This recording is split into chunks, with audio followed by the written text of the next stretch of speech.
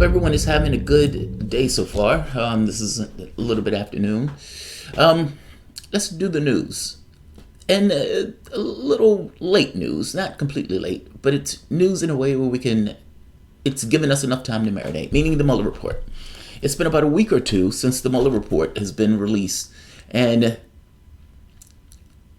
I waited because I wanted enough time to digest the report, and I wanted to hear from people on various sides, meaning mainstream news and indie news, as they digest this report and go through it and pull out at various facets of the report and give their own perspectives of the report. Here's the catch. However you want to think of the report, there are glaring omissions in the report, meaning whatever you fall in it, whether you fall into the we just need to dig more, whether you fall into I don't care what's in the report, I can see with my own eyes Trump is guilty. If that's your clip, if that's your section, fair enough. Or if you're in the camp that this is somewhat vindication for saying that Donald Trump didn't collude with the Russian government, whichever camp that you're in on this, let's acknowledge that there are glaring omissions in the Mueller report. I came to this thought when I saw a tweet about Craig Murray. And this brought to mind something that came up years ago that was completely unexplored, but now that the Mueller report has come out, you can kind of look through the report and see what it says about it. We were horrified as we watched this. For the most part, Julian Assange in the embassy being dragged out of the embassy and thrown into the police van, screaming, resist. Now, here's the thing. Julian Assange has been in his embassy for 7 years. Everyone knows where he is. They're getting Assange for something that didn't have to do with the DNC leaks. But for the moment, let's go with this notion of the DNC leaks. When Assange was asked about the Russian hacking, listen to what he said. Can you say to the American people, unequivocally, that you did not get this information about the DNC, John Podesta's emails? Can you tell the American people 1,000% you did not get it from Russia or Yes. anybody associated with Russia? We can say, we have said repeatedly over the last 2 months that our source is not the Russian government. Clear, unequivocal, no hedge. Now, Sean Hannity doesn't have any credibility, fair enough, but Julian Assange has never put out anything in the media or anything out that was a lie, meaning everything that WikiLeaks has put out has been found to be true. What would be the reason to doubt what he's saying here? Now, here's the other point. Another gentleman, Craig Murray, comes out, says the same thing. Disgusted Democrat leaked Clinton emails. Craig Murray is the former, British diplomat for Uzbekistan.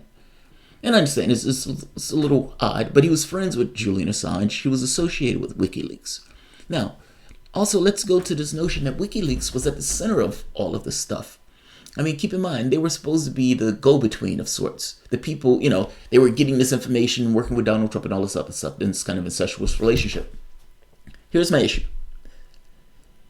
If they were supposed to be instrumental in this, and if Murray comes out, again, UK diplomat saying, look, I was part of this, don't you at the very least have to investigate these guys? Meaning, don't you have to at the very least talk to elements that are saying, look, this wasn't a Russian leak, or this wasn't a hack, this was a leak. You guys are blaming the Russians for something that we are openly telling you was not the Russians. And not just open telling you, of all of the people on the planet to know, these would be the people to know. Why didn't Mueller talk to Julian Assange?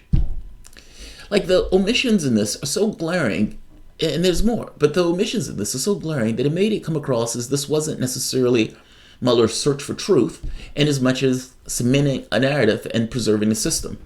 Mueller is a human being. And just like any other human being, he went into this investigation with this notion of, did Donald Trump collude with the Russian government to meddle in the elections?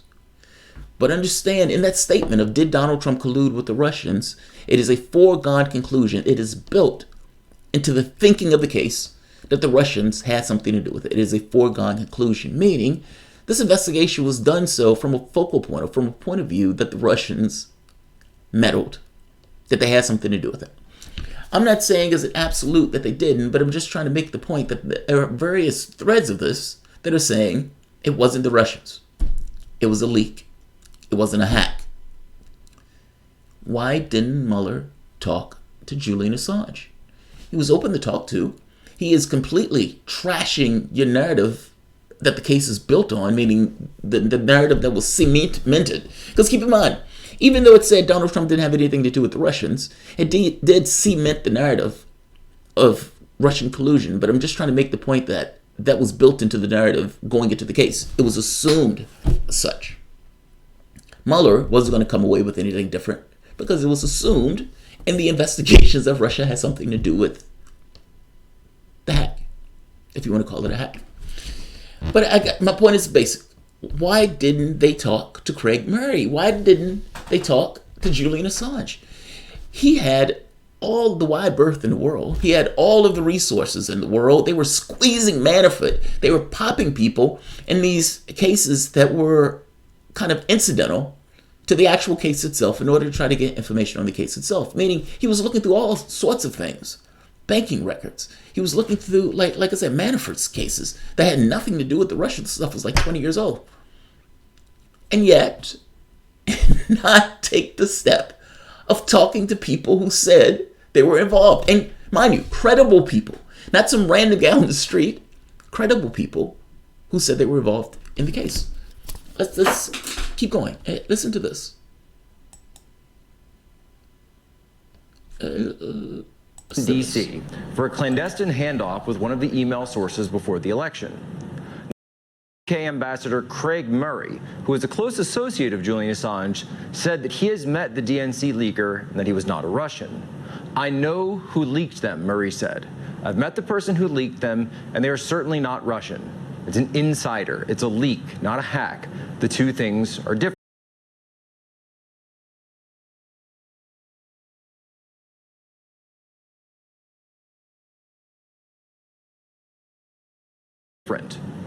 Murray claims that he flew to Washington, D.C.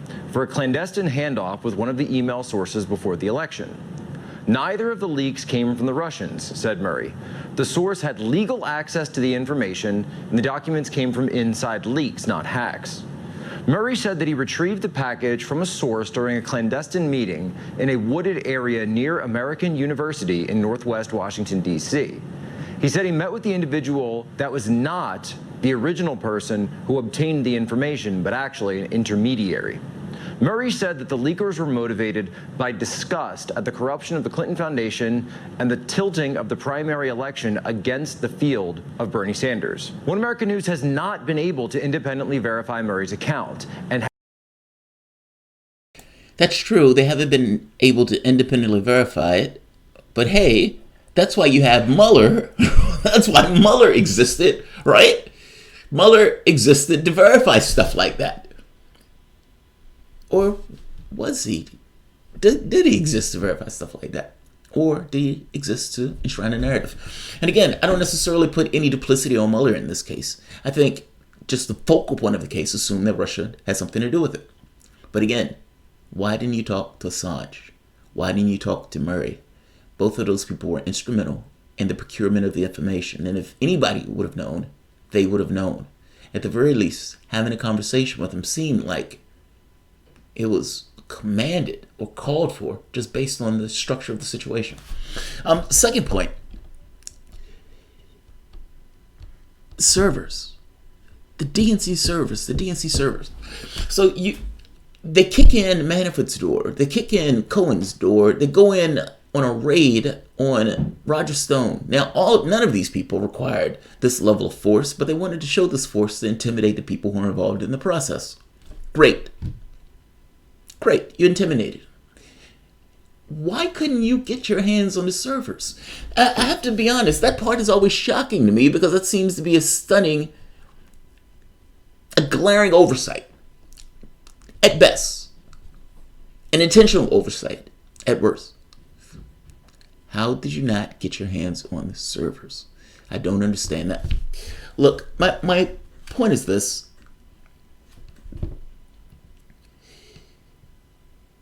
This case has dragged on for 3 years. And with all of the resources at the disposal of Mueller, it seems like of all of the things that you were going to do in regards to trying to figure out what took place, it seems like a few basic things seem to be called for right off the bat. Talking to the people who are at the center of getting the information, WikiLeaks, seems to be right off the bat. Schoolboy Prosecutor 101. Talking to Craig Murray seemed, again, Schoolboy Prosecutor 101. They're credible sources, and they say they had access to the information. There's no reason to doubt what they say. At the very least, they get an interview. And again, why didn't you get your hands on the servers? If this was really and genuinely a search for the truth, wouldn't these 3 things have been called for? And just to be very clear, Mueller even brings this up. Michael Tracy has been digging into the Mueller report. Look at what he says right here.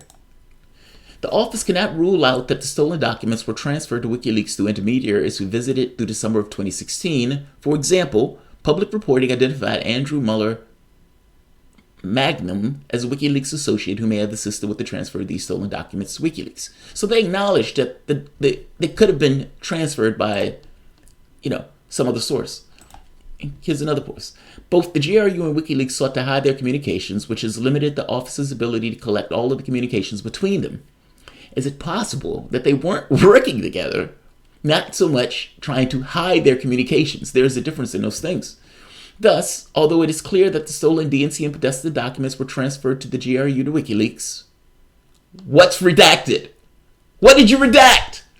That line is extraordinarily interesting. Thus, although it is clear that the stolen DNC and Podesta documents were transferred from the GRU to WikiLeaks, what's next? What's next? The structure of the sentence is fascinating. Although it is clear that they were transferred from the GRU to WikiLeaks, is it possible that what's going there is, but we don't know how they were transferred? That's what's the structure of the sentence gives it away. Both the GRU and WikiLeaks sought to hide their communications, all right? So they acknowledge that we have a difficult time trying to find how they were communicating with one another, which I make the point, maybe they weren't, which has limited the office's ability to collect all of the communications between them. All, is it possible that you collected none? Thus, although it is clear that the stolen DNC and Podesta documents were transferred from GRU to WikiLeaks, we could not ascertain how they were transferred. I would sell my left nut if that wasn't what I just said that document came out to be. Like, the structure of the sentence, to some degree, gives it away. I guess I'm just making a very basic point. If they understood that it's possible that this information was transferred in a different way, it's possible that they didn't want to let the public know that because you're trying to preserve a narrative, if that makes sense. In 20 years, when this gets redacted and it says, but we couldn't figure out how it was being transferred, which brings into question, was it transferred at all? Were they working in coordination at all? I guess my point is that line could bring the whole thing into question. Either way, there are glaring omissions in the Mueller report that needs to be answered, and it's fascinating, that's all. This document is extraordinarily fascinating. All right, I'm going to leave this here. I'm not going to keep this long. Balthazar, OJ got his hands on a server. Why couldn't Juice got his hands on the server. Why not? Why couldn't they? I agree with you, Balthazar. I agree with you. I'd sell someone else's nuts for these answers, certainly, yeah. It's fascinating, right? I mean, because it's very possible that the unredacted version of the Mueller report admits, look, we couldn't figure out how they were communicating. We assume they are because we assume that the Russians had something to do with hacking the elections or getting the information. But we don't know how. The don't know how is the part that's politically damaging, which is why it's redacted. That's my assumption, or that's my hypothesis. I could be completely wrong, but the sentence structure to some degree gives it away. But let me know what you think. Let me know what you think. I could be wrong. Jamal's hoax journalist John Mattis once worked for Cenk Uygur's show in Miami in 1999. No fucking way. Are you serious? Read my piece on Hard News. # Miami Farce. You know the wild part about that, man? I talked to the people who were involved in that, and that is a wild story. That is a wild fucking story. All right, I'm going to end this here. I didn't want this one to be long. Baltazar, I wonder if Mueller did the only thing he could do to attempt to save face. He couldn't say, I don't have anything, but he had to say, but he had nothing. Yes, right. That's my point. Like, it's almost like in those like Japanese films where the guy, like, it's the noble lie. It's the noble lie. I know I'm getting hyped up over this, but it's almost like you're seeing this in real terms. It's this notion. Do you remember when Batman, and God, I know we're talking about heavy stuff, and I'm going to comic books. But do you remember when Batman, Joker, Heath Ledger Joker, the only Joker that can ever be and will ever be, in my eyes, that Harvey Dent dies. But Harvey Dent had become a fucking lunatic because of what had happened to him. Batman chose to take on the fact that he killed Harvey Dent. Now, he didn't do it. Harvey Dent was a lunatic. But he chose to keep Harvey Dent as this image of this paragon of virtue because he believed that this paragon of virtue was necessary for the society of Gotham to come together in the aftermath. Meaning, in order for Gotham to be a better place, Batman had to take on the burdens and all of the sin of Gotham while allowing this other guy to be a paragon of virtue and something that the city and the people can strive towards. The noble lie. This is a fucking awesome sentiment. Is it possible that the Mueller report is a noble lie? Meaning, Mueller has nothing in regards to how information was exchanged between those two. But Mueller went into this assuming that the Russians had something to do with it. So he wrote his report as if the Russians had something to do with it. And he focused on this issue of, did Trump collude with those Russians? And he's getting into this thing of WikiLeaks, and he's like, look, we can't tell the public that we don't have anything. We can't tell them that. So, but what we can do is we can redact that part of the report. Meaning you have this entire report that makes all of these assumptions. But then when you get down to the bare bones of it, they don't know.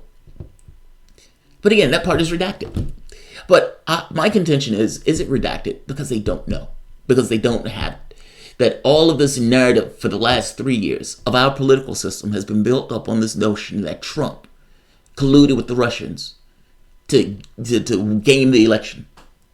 But the assumption built into this is that the Russians gained the election, not that Trump has something to do with it. The Trump part is always a question. The Russians gaming it is always something that's a foregone conclusion. Is it possible that the Mueller couldn't substantiate it? He had thoughts, he had ideas, he had accusations. He could see in cases where they were putting clickbait. He could see all this stuff. But when you got down to, did WikiLeaks or did the Russians hack into the DNC servers and whatnot, he didn't even get the fucking servers. It's like, how much did you really want to know the truth if you didn't even go looking for the truth? And yeah, I think this is one of the most fascinating lines in the document. Right here. That line needs to be redacted. Both the GRU and WikiLeaks sought to hide their communications, which has limited the office's ability to collect all of the communications between them.